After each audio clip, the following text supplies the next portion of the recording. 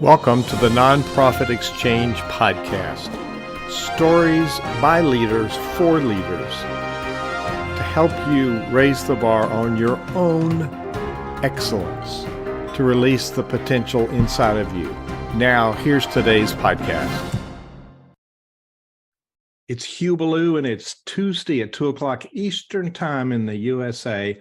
And for over 8 years, I've had the pleasure of interviewing some really good people with good ideas, people who've been places and done things. Maybe we didn't do it all perfectly the first time, but maybe we learned along the way. So we've studied what we do, we've used it, and now we're sharing it. And I have a wonderful guest today, Denise Blanc. And Denise, the title of this interview is Tools to Transform Resistance.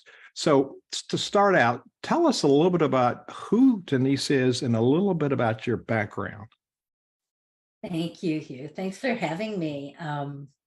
Happy to. My background is a combination. Right now, I would say, first and foremost, I do coaching, emotional intelligence coaching. I've been certified in emotional intelligence. I'm also a mediator and have done a lot of work around what we call conflict transformation in the field. I'm a Buddhist, so mindfulness practices have been a huge component of my life. And most of my career has been in leadership development. So a lot of my work is kind of distilling those pieces together. And you do this why? What is your passion for doing this work? When I was little, I think I was called blunt a number of times, but I felt like I was really a truth teller. That's a huge thing for me. And I had really good antenna, I think, even as a little one, of seeing when things were not truthful. I didn't have words for it, but I was uncomfortable when I could feel that there was this kind of dissonance between what people said and what they were doing in their body. And I think that there's been kind of, it's funny, no one's asked me this question, so I'm just thinking on the cuff here, but I think I've been on a search, like really literally seeking tools throughout my life to continue to tell the truth and do it skillfully. And there's not, and a lot of it is seeking the truth, because we're complex beings, and really beginning to understand what's actually going on for us, like being able to decipher all the kind of swirling emotions that many of us have is not easy. And so I've been really literally on the search. As a Buddhist, a lot of the search is within, and having a long-term sitting practice. So yeah, I think that's kind of a combination of really this endless search for learning how to tell the truth and being authentic. That's a word that I have a favorite for. A transformational leader must be authentic, and all you can be is who you can be. And people say I'm blunt, but I'm direct. Why do we jump around and hem and haw and hint at things when we could just say what it is? So that's a refreshing thing to hear. Now, our title is Tools to Transform Resistance. So before we talk about the tools, let's define, how do you frame this word resistance? What does that mean to you? I think we can feel it. When I'm using the river language, and I'm using the river language a lot, like we know what rapids are. Rapids are a certain kind of turbulence in the water. And so when you think about resistance, you can also think about turbulence or lack of flow. We know what it's like when it's easy and things are moving. When it's hard and it's not moving, you can use that word resistance. And so it could look really different. It could look like conflict. It could look like, just kind of a difference of opinion or a misunderstanding or something not in sync. We're not moving together. So does that make sense? It does. It does. It's just, you opened up a lot of topics there that have my brain racing. So didn't you're very direct that I surprised you with a question. I didn't warn you there was hard questions coming up, but you handle that really nicely. So I'm a career musician. I'm a conductor, and we have ears. And so my career was learning how to listen. Now we all hear the same stuff, but how do we decipher what we hear? And you're in front of a 100-piece orchestra. There's a lot going on. And it's up to us to, okay, that triangle played in the wrong beat. So let's address that. And that's the direct. So there's sometimes that leaders actually set up problems because we're not really clear. And there's sometimes we just let them persist because we're not dealing with them. So talk about this. How do people learn to listen, and how do you work teaching people to listen? Can people learn this? People can absolutely learn this. It is a skill. It is a skill. One of my clients talked about having 3 ears, opening up 3 ears, and this idea of opening your ears wide. As a conductor, it's really interesting at what you're listening to. We can listen really differently depending on what we do. What you listen to as a conductor is very different than maybe what you're listening to with your wife or your child. And so some people choose to listen. An attorney may listen to, look for their angle. A lot of people listen to solve a problem, but listening to understand is very different. And so teaching people how to listen to understand opens up a lot of new arena. And that is, we're in a very charged, very polarized time right now where people feel so differently about things. And people think that if you're listening, it means you agree, but that's not the case. You do not have to agree to listen. You can listen to understand someone's perspective without agreeing with them at all. And that's a powerful, actually, it's a superpower to be able to do. So, Absolutely. And that's another set of things. We listen for particular things, like a realtor wants to know what kind of house somebody wants, or a used car salesman. But you and I trained as coaches. And what I understand about coaching is it's 90% listening. So it's very active listening. And, most of that other 10% is listening as well. But it's really trying to unpack what somebody doesn't. My coach highlights things that I really wasn't aware that I said, but I did. So there's a gift in listening, isn't there? There is a gift in listening, and I'm going to use another river word here, because I'm finding them so helpful. But there's undercurrents a lot of times going on in a conversation, and a good listener is listening for the undercurrents. It's something isn't kind of syncing up. Or it might be this combination of a micro expression. You see something pass over someone's face, or the brow wrinkles just really small, or just a tiny smile. And somebody who's really tuned in, who's listening underneath, catches those. And that opens up a huge arena. Oftentimes what people have not been conscious of. And that's where it gets really, I think, really rich and really interesting.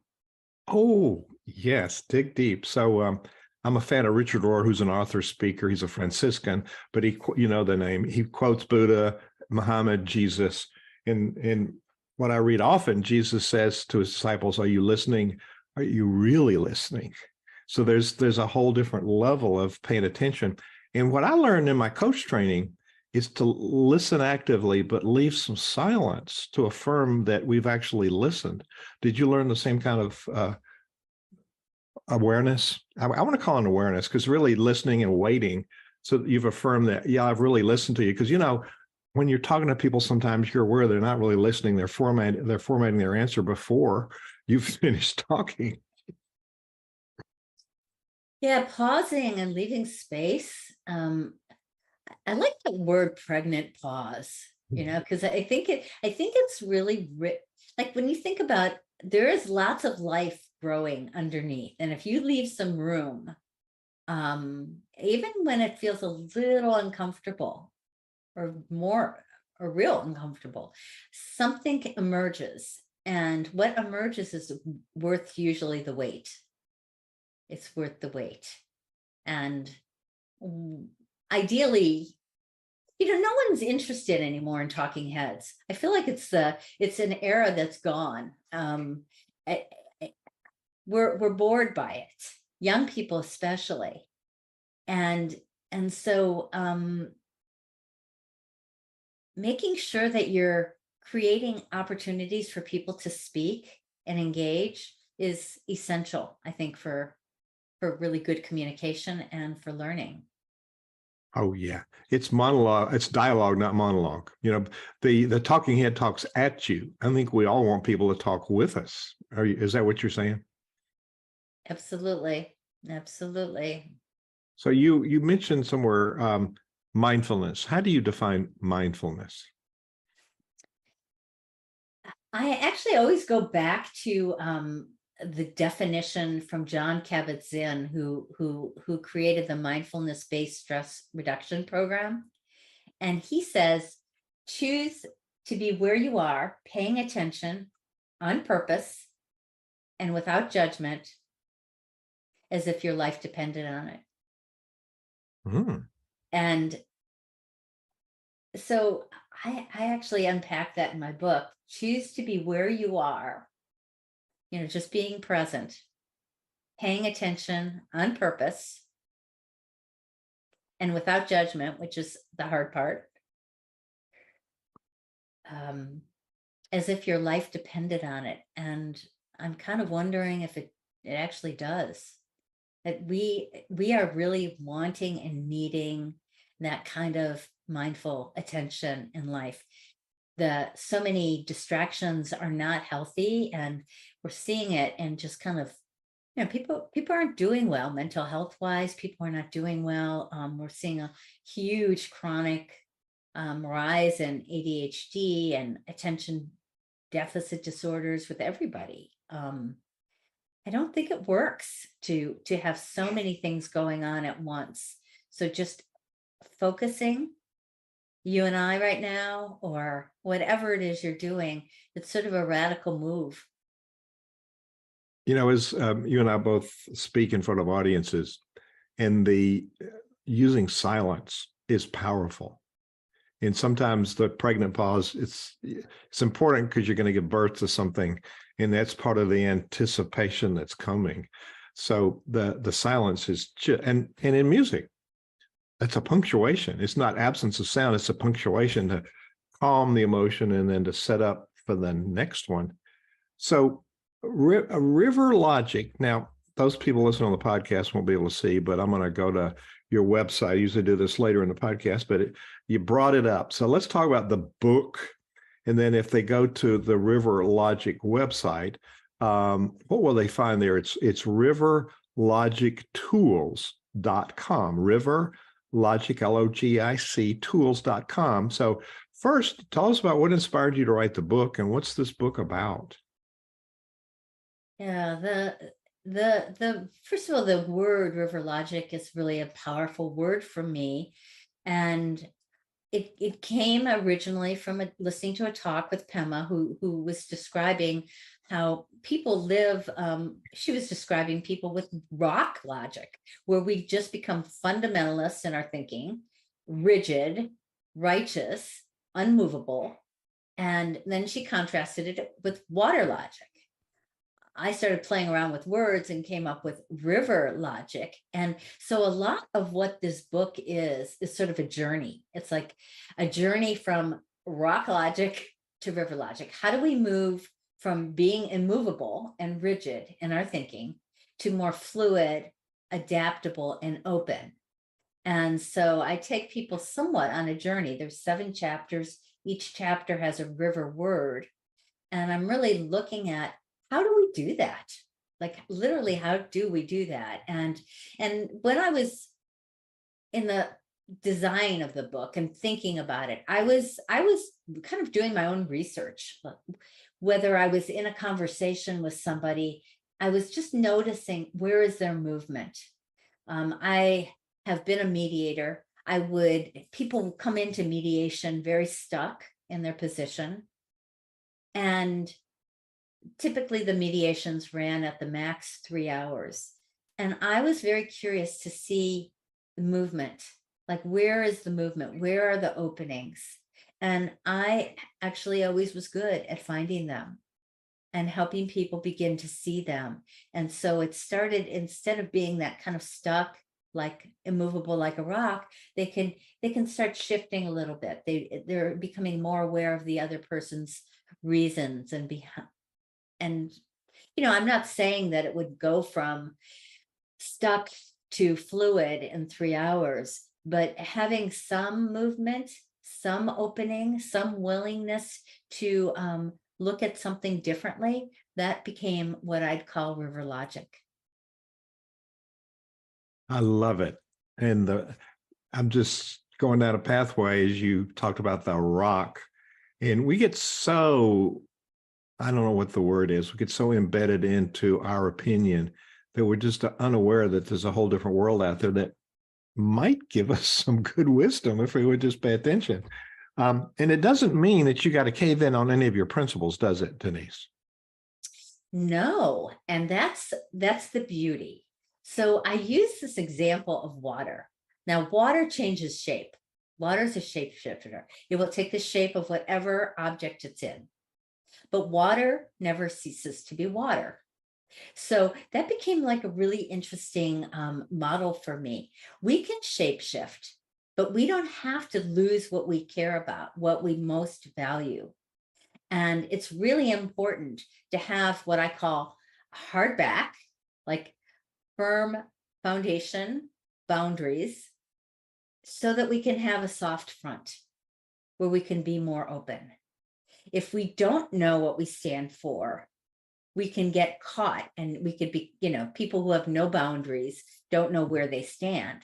They get lost. People who are rigid, who have a strong back, but they also have a strong front, they're armored, nothing comes in. So this ability to be clear about what we care about, what's non-negotiable, gives us some openness to be curious and work with other people. Sometimes we might even change our mind or see some points that make sense to us. So this is really, in a lot of ways, is where my passion is these days, is being able to cross the aisle, talk to people who are different, be in worlds that are not like echo chambers, and be able to have real conversations. Even if it gets hot, heated, I can handle the heat these days. Yeah, so that's. Well, it's your role as mediator probably helps people handle the perceived heat. And if we attack each other, it's a downward spiral. But if we can attack ideas, we can explore the differences. But, we also have similarities, and we probably have, I bet in your mediation work, you look for where are our common values and principles that we can align on. And then can we build that? Am I making an assumption there that's true or not? Absolutely. Absolutely. It's kind of a complete main piece that a mediator is doing, is looking where there's some shared values, what commonalities, things that we both care about. It's a great kind of starting point for people. And, that expression, it used to be 6 degrees of separation. Yeah. We used to hear that a lot. Yeah. My sense is that with a conversation, especially if you hang in there and you're persistent, it's 1 degree. We can find it. We can find that degree. Yes. Thinking about, we're talking about repair. So there's a preventative piece and there's a diagnostic piece. And, how do we prevent getting into these situations that we have? And you refer to it, I'm going to call it anxiety. We have a lot of anxiety and fear in the culture over many things. but there's an awareness of how do we approach it as a calm, conscious leader, being principle based and not being driven by the anxiety or the fear. So you got any advice on how do we prevent some of this and how do we, aware of what's coming? And maybe if there's conflict, we all play a role. What is our role? How do we figure that out? Such a good question. I feel like this work for any of us, and it takes some courage to jump into this work. There's a lot of personal work that everyone has to do. And the personal work is really about knowing how to self-regulate our nervous system. Our nervous system will get activated. It's what we do. I mean, it's fight or flight is a primitive brain response. To override it takes work. And we have to have some practices. And this is where mindfulness comes in. But we also have to be aware of what's happening to us at the time. I have this quote in my book that I thought it was so powerful when I first heard it from Thich Nhat Hanh, where he says, when the Vietnamese came over in the boats, they were met with pirates and huge storms. But if just one person was able to stay calm and centered, it was enough for everyone to survive. It's so interesting. I don't know how many times I say it, I still get the chills. But that's what I think is required. We have to be able to do that. And it has a huge ripple effect on other people when we can hold that kind of space. Yeah, our anxiety is contagious, and our calmness is very influential. We can influence. So all the stuff we're taught about is based in relationship, and not our position of power, but how we influence others, no matter where we are in the organization. I think what you're saying is useful to us, no matter if we're at the top of the leadership chain or in the middle somewhere or at the bottom. These are all tools that we can use. So the book is useful. It's RiverLogic, RiverLogic Tools. Is that the name of the book? No, the name of the book is RiverLogic, Tools to Transform Resistance and Create Flow in All of Our Relationships. That's lovely. So your work is probably outlined in the book, but there's a whole lot more that you do. So I invite people to go and check out your website, and there's a place to get the book, and you have podcasts and other good resources. So give us an example. I'm an example kind of guy, so give me an idea of what it looks like. Example how you were able to transform resistance. Well, I can give you a number of examples. Well, let me think about the one I want to give you. Well, this is a very recent example. It's a coaching client I have, and he was brought to me, and I was told he's got an anger problem. Denise, you can help him. They were thinking, who can help this guy? He's kind of a hot shot, in his organization. So a lot of people don't cross him much, and he has a pattern of blasting people, maybe even being a bully. And I was just beginning to work with him. I mean, it was really like the early stages where I was sharing some of the homework that I wanted him to do for me and a number of exercises. And it was a little insensitive of me because he's got a very big job, and I was going to be meeting with him at the end of the week. And I think I gave him his assignments at the beginning of the week, and I got the blast that I had heard other people get.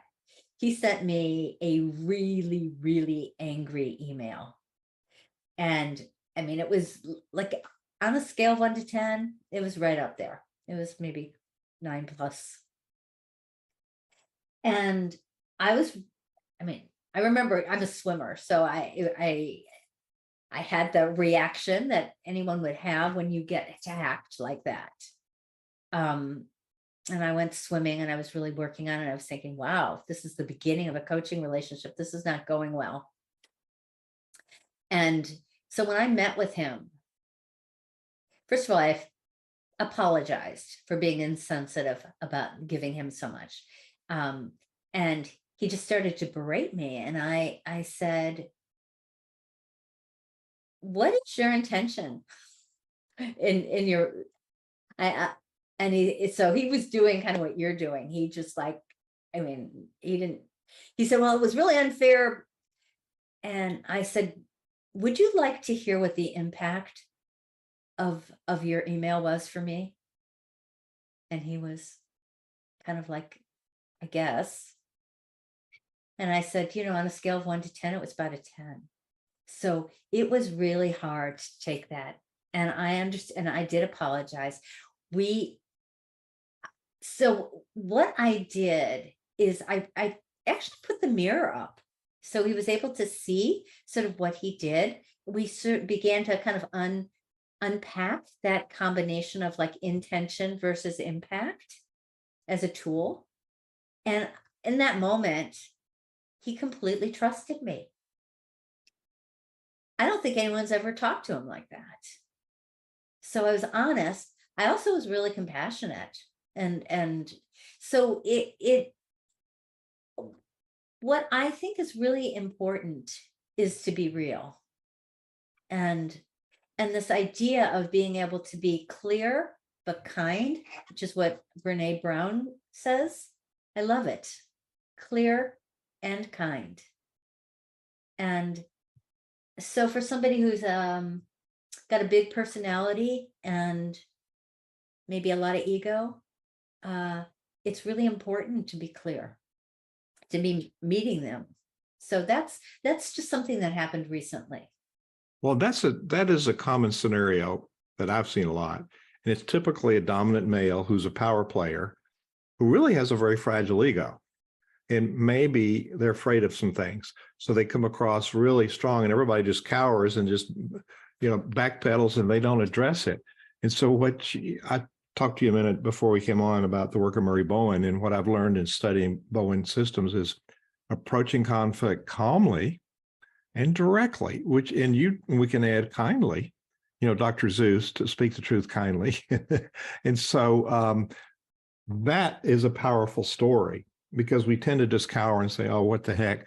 But wait a minute, you put up the mirror in a way that person was able to receive it without feeling criticized. So you did not let the anxiety govern how you responded. So that's a very good example. We tend to take on the anxiety and then escalate the situation. And then what you did was just the opposite. Okay. And you actually asked them for information. And looking at your face, trying to mirror what his face was, that was something people hadn't asked him before. So it's a fresh new way. So that's one of the tools that people will find in your book, I gather, that kind of tool. Yeah. Yeah, there's a lot of tools in the book. It's pretty well researched. So when you get to write a book, any of you out there, if you want to write a book, you get to put anything you want, you get to do it your way. And I realized that my book has been my path, my journey, with all the things that I mentioned earlier, from Buddhism to mindful practices and emotional intelligence, and a lot of conflict stories, and many, many examples in terms of my leadership work. Everybody should write books. It's a journey of discovery of self and your topic. So Denise, in this short interview, you've given me lots of insights. So thank you. So I want to repeat that people can find you at riverlogictools.com. And I assume there's a contact button there that people can send you a message or correspond with you on the website. Yes. And I'm once a month putting together RiverLogic tips. So if people want to sign up on the email list, they will get in their inbox once a month, RiverLogic tips. Now, just want to point out, these things only help if you read them and you put them to use. So you've given us lots of really good stuff. And I think if people write notes and then try out one thing at a time. So as we end up this really helpful interview, what do you want to leave people with? A tip or a thought or a challenge? What do you want to leave people with? I have a quote that I came up with that I think actually is pretty good. Every time I read it, I think it's pretty good. And the quote is, "The quality of communication is only equal to the quality of our presence." Wow. So we have work to do, all of us. Being present. So Denise Blanc, RiverLogic Tools. Thank you for being our guest today on the Nonprofit Exchange. Well, thank you so much. Thank you for watching the Nonprofit Exchange.